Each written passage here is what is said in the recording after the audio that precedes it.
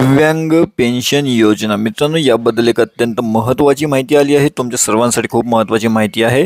विधवा आणि दिव्यांग पेन्शन योजना 2025 1 जानेवारी 2025 पासून भारत सरकार विधवा आणि दिव्यांग पेन्शन योजनांमध्ये मोठा बदल करण्याची बातमी सोशल मीडियावर वेगाने पसरलेली आहे.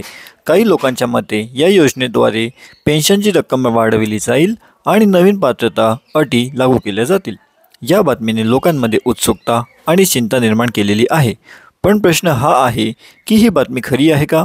खरेच सरकार अशा मोठ्या बदलांचा विचार करत आहे का? चला आपण आजच्या या व्हिडिओच्या मार्फत समजून घेण्याचा प्रयत्न करूयात.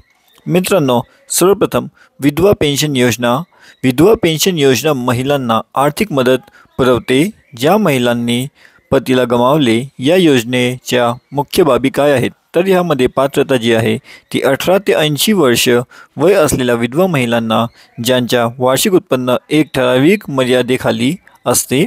पेन्शनची जी रक्कम असते ती राज्यानुसार वेगवेगळी असते. सामान्यतः ती 300 ते 2000 रुपयादरम्यान असते. आवेदनाची जी प्रक्रिया असते ती ऑनलाईन किंवा नजदीक सरकारी कार्यालयातून केली जाते. आता यामध्ये दिव्यांग पेन्शन योजना जी आहे त्यामध्ये शारीरिक किंवा मानसिकदृष्ट्या विकलांग व्यक्तींना आर्थिक मदत देण्यासाठी आहे. या योजनेचे मुख्य बाबी काय आहेत? तर जी पात्रता असते त्यामध्ये 40% किंवा अधिक विकलांग असलेले व्यक्ती, ज्यांच्या वार्षिक उत्पन्न एक ठराविक मर्यादेखाली असतात. राज्यानुसार वेगवेगळे, सामान्यतः 300 ते 2000 दरम्यान याची पेन्शनची रक्कम असते.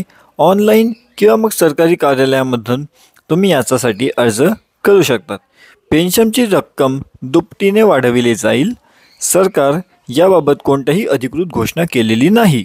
मात्र मुद्रास्फीतीच्या आधारावर काही काळाने लहान मोठ्या वाढीची शक्यता असू शकते. नवीन पात्रता शर्ते, कडक पात्रता मानदंड लागू केला जातील. सध्या पात्रताची शर्ती जशी आहे तसंच आहेत. यामध्ये वय, वर्ष, उत्पन्न मर्यादा आणि निवासी प्रमाणपत्र याचा समावेश आहे. तसेच मित्रांनो, याबद्दल बाकी काय काय लागू शकतात याची अधिक माहिती जर तुम्हाला हवी असेल तर तुम्ही खाली कमेंटच्या मार्फत पण विचारू शकतात, किंवा आम्ही यावर आधीच बरेचसे व्हिडिओ बनवले आहेत, तर ते व्हिडिओ तुम्ही नक्कीच जरूर तपासा. आमचं हे जे चॅनल आहे इंडिया न्यूज अपडेट, याला तुम्ही जरूर सबस्क्राईब करून ठेवा, जेणेकरून जर यामध्ये काही नवीन बदल आले तर ते तुमच्यापर्यंत सर्वप्रथम पोहोचायला मदत होईल.